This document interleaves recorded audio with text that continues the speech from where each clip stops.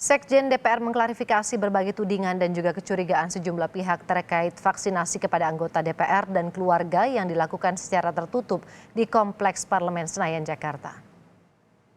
Klarifikasi DPR muncul pasca postingan media sosial salah satu anggota DPR dan keluarganya yang divaksin ramai dibicarakan publik karena dilakukan tertutup.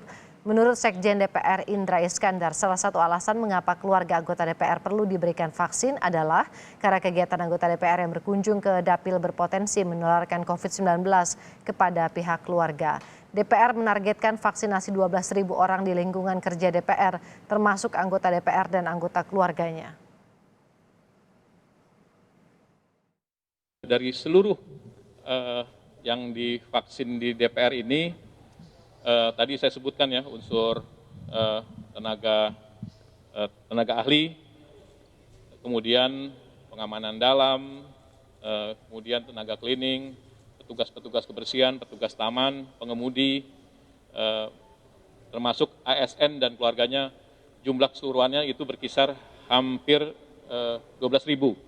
Dalam catatan kami sudah 6 anggota DPR yang meninggal akibat corona ini. Jadi tentu anggota-anggota DPR juga yang sangat berisiko karena pada saat di dapil dan lain sebagainya dalam periode persidangan kemarin itu kemudian banyak yang positif sehingga keluarga pun wajib dilindungi. Doakan sehat dan berkah dan COVID-nya segera hilang dari Indonesia buat semuanya. Video yang diunggah oleh anggota DPR fraksi PKS, Mardhani Alisera dalam akun Instagramnya. Mardhani Alisera menyebut jika hari kemarin yang mendapat jatah vaksinasi di gedung DPR adalah fraksi PKS dan PAN. Namun proses vaksinasi dilakukan tertutup. Mendapatkan vaksin Sinovac yang tahap 1.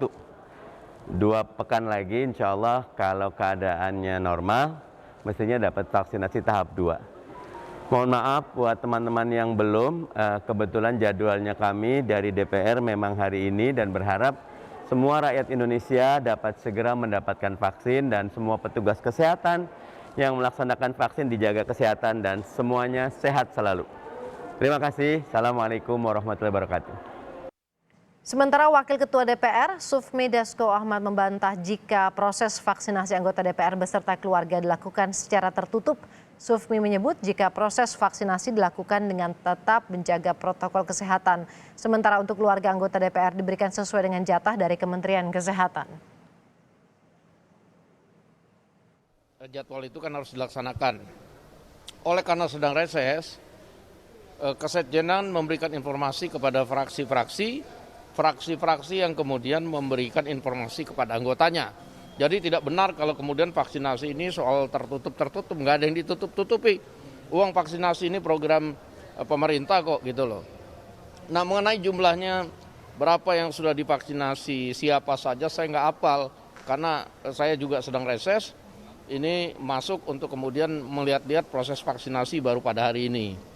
Nah sehingga kalau apa yang dikatakan bahwa bagusnya terbuka, jangan tertutup, ya nggak ada yang ditutup-tutupi. Uang itu juga vaksinasinya di daerah terbuka kok untuk menjaga protokol kesehatan. Kita mendapatkan jatah dari Kementerian Kesehatan. Anggota DPR dan anggota keluarga yang terdaftar di di Kesekjenan DPR itu mendapat. Jadi alokasi itu dari Kementerian Kesehatan. Antrean vaksinasi anggota DPR beserta keluarga terlihat di salah satu gedung DPR. Vaksinasi kepada anggota DPR sudah berjalan sejak hari Kamis kemarin. Forum Masyarakat Peduli Parlemen Indonesia, Formapi, mengkritik proses vaksinasi anggota DPR dan keluarganya yang bersifat tertutup. Formapi menyebut keterbukaan vaksinasi COVID-19 penting untuk meyakinkan publik. Sebagai wakil rakyat, tentu sebuah ironi besar ketika mereka yang menjadi wakil rakyat, yang diharapkan menjadi orang pertama yang meyakinkan rakyat soal pentingnya mendapat vaksinasi, soal amannya vaksin yang diterima, itu justru memilih untuk melakukannya secara sembunyi-sembunyi. Aneh. Walau bicara soal keanehan bukan hal baru, bahwa parlemen sering memunculkan keanehan-keanehan selama ini.